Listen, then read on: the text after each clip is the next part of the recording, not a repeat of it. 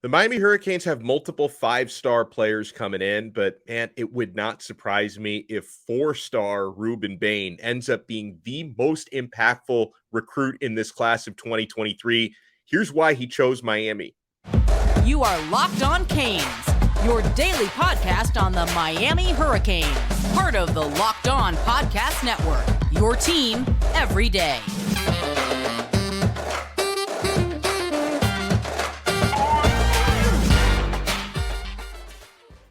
I am Alex Donno, your host. I'm a University of Miami alumnus, longtime South Florida sports radio vet, and contributor to allhurricanes.com. And thank you so much for making Locked On Canes your first listen today. We're available free wherever you get your podcasts and available free on YouTube. Today's episode is brought to you by BetOnline. BetOnline has you covered this season with more props, odds, and lines than ever before. BetOnline, where the game starts. So Under Armour All-America Media Day yesterday. We already talked about Cormani McClain not speaking, but throwing up the U and confirming he's a Miami commit.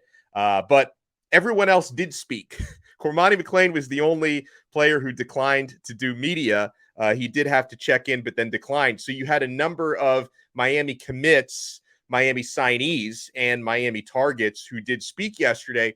And one of those who did talk to the media, certainly a South Florida favorite, and I would argue possibly the best high school football player of all time, and that's Rueben Hurricane Bain.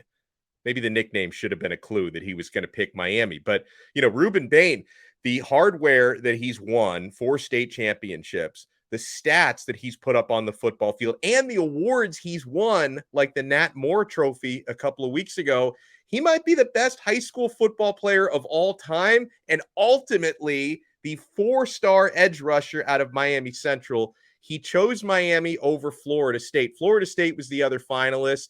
They made a late push for Bain, and they got themselves very much in the conversation in November. It kind of makes me wonder if maybe that decision for him was a little bit closer than we realize, even though he was favored to Miami most of the way. Auburn was in the mix for a while. Florida State got into the mix late. But Rueben Bain chose Miami, and he spoke to the media on Thursday. And Hurricane Bain, who, guys, with his explosiveness and just his ferocity in getting to quarterbacks and the insane, what does he have, 60 sacks in the last 2 years? Just the insane stats that he's put up playing for one of the best high school football teams in the country, probably the best team in the country this year in Miami Central. He's facing elite competition day in and day out. He got 3 sacks against IMG Academy. Rueben Bain, I think, is criminally underrated, only being a 4-star and not a 5-star player. And I truly believe Miami got a great one. And man, he is going to be terrorizing opposing quarterbacks for years to come. He spoke about the end of his recruitment and ultimately why Miami, not Florida State, got his signature. And kudos to my colleagues at allhurricanes.com who are out there at Under Armour All-America for getting these quotes and this information from Hurricane Bain. He said, quote, "I'd say my relationship with Mario Cristobal because it was second to none. It isn't what other schools didn't do," he said. "It's just what he, being Cristobal, did. Nonstop communication, always talking to coach, and not just Cristobal, but it was all the coaches on the entire Miami staff.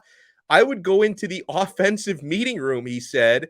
He's a defensive player, and it was like I was an offensive recruit. Just the love I had from the whole staff in general. It wasn't just me talking to my position coach or the head coach. It was the entire staff, he said. Quote, "Everybody was able to know me and that relationship I had. They have a room for all the graduate assistants. It's called the barbershop. That's all the South Florida coaches, all the people that grew up in South Florida." He says, "I could just go up in there and just relax and chill with the coaches. I felt like I couldn't get that anywhere else besides Miami." That's something I can relate to. I grew up around. I can relate to what they're saying. It's something I knew I could do for the next 3 to 4 years and be comfortable. So I love to hear that from Bain, that it wasn't necessarily what other schools like the Florida States and the Auburns weren't doing to make him feel loved and wanted and needed. It was about what Miami did do and building those relationships.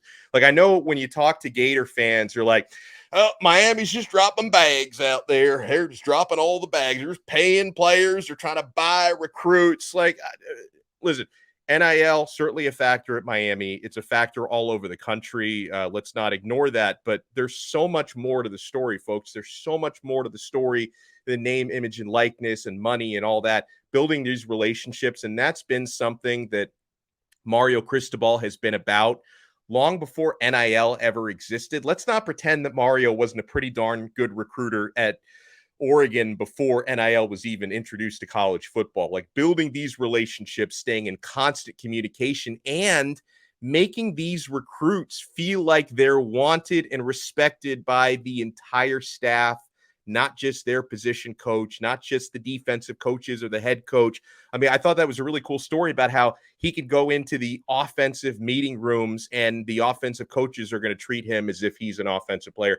I think that was really cool, and it shed some insight as to why Hurricane Bain ultimately chose Miami over the competition. And again, he was a must get, and Miami would have been in pretty good shape at edge rusher regardless, because Jaden Wayne is a beast, and I'm so glad he's at Miami. And you guys know I love Collins Achiampong. I think the sky is the limit for him. Like if you can mold him properly, and if he puts in the hard work necessary, and I think he will, Collins can end up being an absolute stud. But man, Rueben Bain, with what he brings to the table from an experience standpoint, a hardworking standpoint, and what he means to this community and just how explosive and talented he is on that field, this could end up being, and there are a lot of nominees you could make for this, but Rueben Bain could end up being the trademark of this 2023 class. He could end up being the guy that we look back on and say, wow,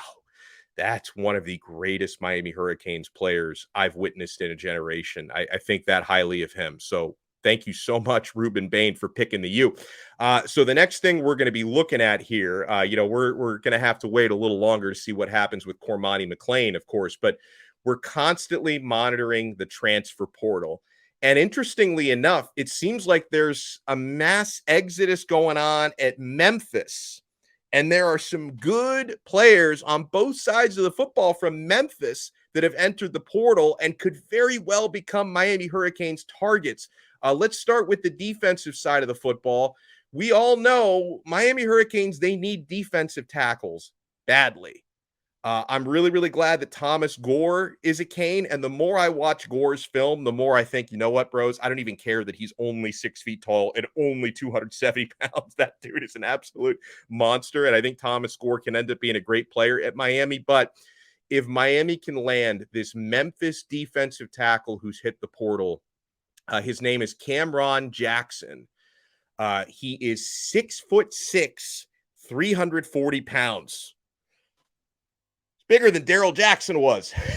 Cameron Jackson is bigger than Daryl Jackson. I hope he's not so big that it limits his mobility, because 340 pounds is a lot of weight to move around, but the height is absolutely elite. And at 340 pounds, he's a space eater, and he's put up really good stats and performances at Memphis. The folks I talked to out of Memphis, they've raved about him. I've been asking a few people the last couple of hours, like, hey, is this a good player? Yeah, he's a good player. 41 tackles last season, 1 sack in 2022. He appeared in 34 games over the last 3 years with Memphis. This is according to Gabby Urrutia from Inside the U, who threw out his body of work stats. He received a 76.4 grade against the run last year, which is respectable. And Gabby notes Mario Cristobal has publicly said and noted that defensive tackles are a major need for the program right now. And this is a Louisiana native, and multiple programs are going after him. Now, as far as Cameron Jackson, Miami's definitely interested, because it sounds like they've already locked up a visit with him in about a week's time. Now, that's still going to be during a dead period, so I think it would have to be an unofficial visit, not an official visit, if I have that correctly. Like, they cannot host an official, but it could be an unofficial if he's willing to pay his own way. So it sounds like Cameron Jackson, per multiple sources, is looking at visiting Miami on January 6th. Now, he's also apparently going to be visiting Florida around that time, maybe right before or right after the 6th of January. And so, man, as we've gotten used to saying this all cycle long, this could be another one, whether it's transfer portal or class of 2023 or 2024. Miami versus Florida battles left and right. This could end up being, and I'm sure that there are going to be lots of other schools interested in Cameron Jackson because with how well he's played and just the sort of stature he brings to the table at 6'6", 340, there's going to be a lot of programs vying for him. But it sounds like Cameron Jackson is planning on visiting both Miami and Florida within the next week or two. So, we'll see if Mario Cristobal and company can close the deal because, again, we know Miami Hurricanes need more in that depth chart at defensive tackle. And it sounds like this guy can not only be part of that depth chart, but really excel on the field because he's been really, really good at Memphis and he's looking for a step up into a Power 5 program. So hopefully Miami can end up being a landing spot for him. And there's also a Memphis tight end who's in the transfer portal. Miami does not have as big of a need at tight end as they do at defensive tackle, of course, but you did lose Reed McKeska from this class. Will Mallory, of course, is graduating. So I like Arroyo. He just needs to stay healthy. Jaleel Skinner is going to be a sophomore. He's showing some promise. Riley Williams is going to be a stud, the recruit coming in. I think Jackson Carver is very good as well. But, I think Miami, if you can find the right guy, they could definitely use another member of that tight end room. And Memphis tight end Caden Prieskorn has entered the transfer portal. So there's a handful. I think Memphis maybe has a receiver or two that's hitting the portal as well. But this tight end, 6'6", 255 pounds, second team all AAC conference. He caught 48 balls last year for 602 yards and 7 touchdowns. And I think another reason why Miami could be interested here is he's got a younger brother in the class of 2024 who is one of the top tight ends in the country. So this could be one of those things where not only is this a really good player, but if you land this player, it increases your chances in landing the younger brother next year as he's looking for a recruiting destination. So watch out for a potential Memphis duo arriving at the University of Miami. Hopefully they both end up taking visits in the near future. Guys, we have so much more to talk about since the year is almost over. It's December 30th today. We're going to be ringing in the year of our Lord 2023 very soon. If you were Mario Cristobal, what would your New Year's resolutions be? We are going to talk about that and more when we return here on Locked on Canes. Keep it locked. And guys, make sure you are always remembering the importance of driving sober, especially this time of year, guys. This weekend, you're hanging out with some friends, putting back a few drinks. A few becomes a few too many, right? As the evening comes to an end and people start to head out, you're thinking of calling for a ride, but nah, you live nearby. You can make it home. Okay, no big deal, right? What are the odds you get pulled over anyway? And even so, what's the worst that can happen? Your insurance goes up, you lose your license, you lose your job, you total your car, you kill someone. Everyone knows about the risks of driving drunk. The results are tragic and often deadly. However, that still doesn't stop everyone from getting behind the wheel while under the influence. That's why police officers are out there right now looking for impaired drivers on our roads to save lives. So if you're thinking about driving after a few drinks, think again. Play it safe and plan ahead to get a ride. It only takes one mistake to change your life or someone else's life forever. Drive sober or get pulled over. Thank you so much for making Locked on Canes your first listen today. Available free wherever you get your podcasts and available free on YouTube. I thought this was a great tweet the other day from my pal Malik Rozier and the crew at Miami Mills Club. They wrote, if you were Coach Cristobal, what would be your one New Year's resolution for University of Miami football? Now, when I thought about this, I wanted to answer this not for me, because a lot of you were giving out like, if I were Cristobal, my resolution would be to kick that offensive coordinator to the curb, to get rid of his ass. But that's I'm going to answer it as if I'm Cristobal. And listen, and who knows? There may end up being some coaching changes. I'm not ruling that out.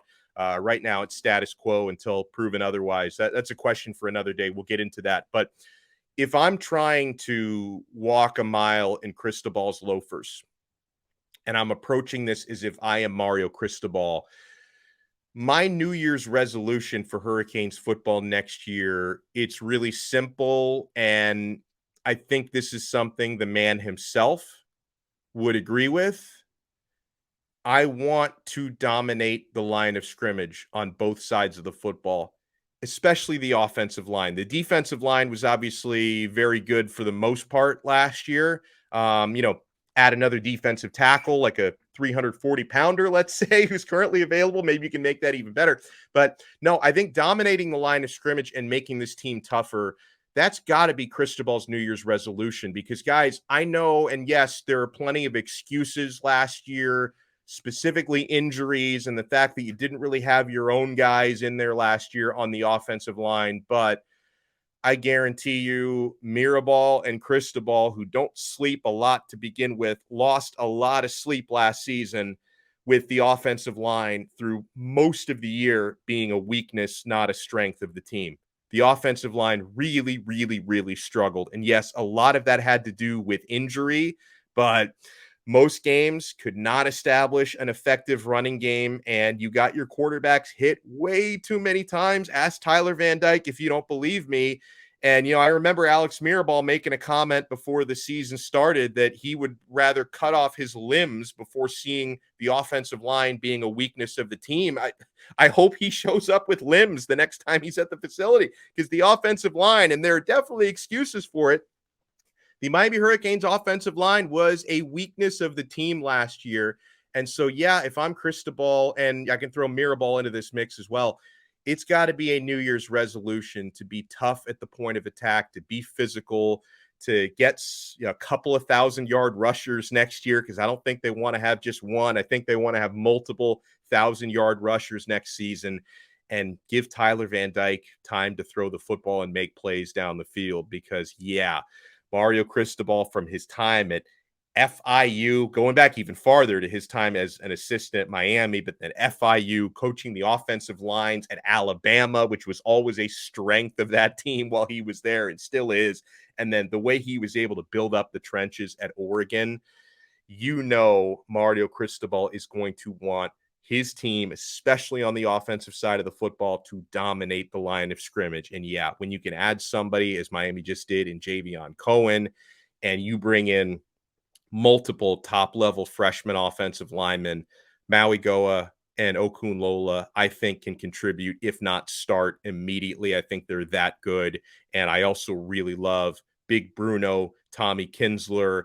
I think Frankie Tinalau might be more of a project, but I think he is definitely a diamond in the rough. And Antonio Tripp is a dog, and that guy is an underrated interior offensive lineman. So they're adding some studs. It may take a while for some of these freshmen to kind of get their sea legs and sort of grow into it, but if I'm Cristobal, I'm thinking no chance in what. I want the offensive line to be a weakness. I want the trenches on both sides of the football to be a big strength because that's going to raise the floor of your team so much. So that's me. If I'm Mario Cristobal, I'm saying my New Year's resolution is to dominate the line of scrimmage next year. Here are some of the responses that our pals at Miami Mills Club got. Dario said, if I'm Cristobal, my resolution is do whatever it takes to hire Brian Hartline away from Ohio State. He's got to be one of the hottest. He nearly became the Cincinnati head coach, but he decided to stay at Ohio State, coach of the receivers. Brian Hartline, former Miami Dolphin, he is such a stud recruiter. It's going to be hard to get any elite wide receiver recruits as long as Hartline is at Ohio State. So if you can't beat him, get him to join you. Let's get a Hartline down here. Kane 6 said, I want to find an offensive coordinator that can generate 35 plus points per game and is also a strong developer of quarterbacks. Quarterback and offense are critical. I think we would all love to score 35 plus points per game, right? So sign me up for that. And listen, I don't care who the offensive coordinator is. If it's Josh Gaddis or if they find someone else, get me 35 points a game plus, please. Jose said, show progress with all aspects of the game and player development. This should add up to the right number of wins. He says, our guy DBC, Danny Boy Kane, says, I would say to win 10 plus games would be my resolution. Now, guys, you know me. I'm out of the predictions business. I thought Miami would win 9 or 10 games last year. They won 5. I'm keeping my big mouth shut. I'm not going to make any win-loss predictions in the near future. Build a winning culture and help reap the benefits, Jake says. But that's so general. It's like, yeah, we all want him to do that. I specifically want the offensive line to dominate, I would say. Wes says, my resolution is to not get gatfished again on the next offensive coordinator. Oh, this is a good one by Ragnar. Ragnar says, I want a high red zone conversion rate. Oh, wouldn't that be nice? Like, you remember watching the Canes last season when Miami got into the red zone, you're like, just lose some yards. We've got a better chance of scoring from the 30 than we do from the 10. Like, just maybe now's the time to commit a holding penalty because we're deep in the other team's territory. There's no way we're scoring now. It felt like that way too often watching the Miami Hurricanes play last season. And then, yeah, I see a lot of you guys, writing in, we got to get a new coordinator. Oh, man. Well, so nothing as of yesterday has changed on the Cormani McClain front. And it's like, you know what? If I can just let this situation breathe for a couple more weeks and not have to talk about the perceived drama again for a little bit, I'm going to be cool with that. If I can just kind of breathe a sigh of relief and say, okay, I'm going to take a little bit of a break from Cormani for a little bit, I would be fine with that. Because, again, people are throwing out all these theories because we had Larry Bluestein on with us yesterday. And, he was told that McClain has signed like an exclusive deal with a company that films him and is supposedly making a documentary, and they have exclusive rights to his media. That's why he's declining interviews from every other outlet out there. He's not talking to the local papers in Miami. He's not talking to the local papers from where he's from in Lakeland. He's not talking to the recruiting analysts. It's just been complete silence for Cormani, and that's led more and more people to speculate that, Coach Prime is going to swoop in and flip him. And maybe, guys, I can't rule it out, or Alabama is going to swoop in and flip him. There was this video yesterday from On3 Sports where a Florida State expert who's about 57% on his Cristobal predictions said his sources tell him McClain is definitely flipping, that he's not going to sign with Miami. And, if you look at his track record, I don't know about that. And then the other On3 expert, after that interview, he doubled down on his prediction that Cormani will sign with Miami. So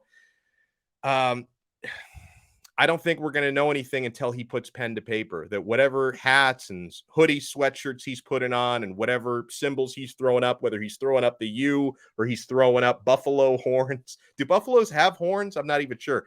I've never seen a buffalo in person. No matter what he's throwing up, we're really not going to know for sure where Cormani McClain is headed until he puts pen to paper and decides. But I can tell you guys, I appreciate you so much, and I appreciate your continued support. So make sure, if you enjoy watching and listening to Locked On Canes every single day, the audio version is available on literally every podcast platform on the planet, I think, including Apple Podcasts, Spotify, Odyssey, Google. You can get us there, get us wherever you get your podcasts.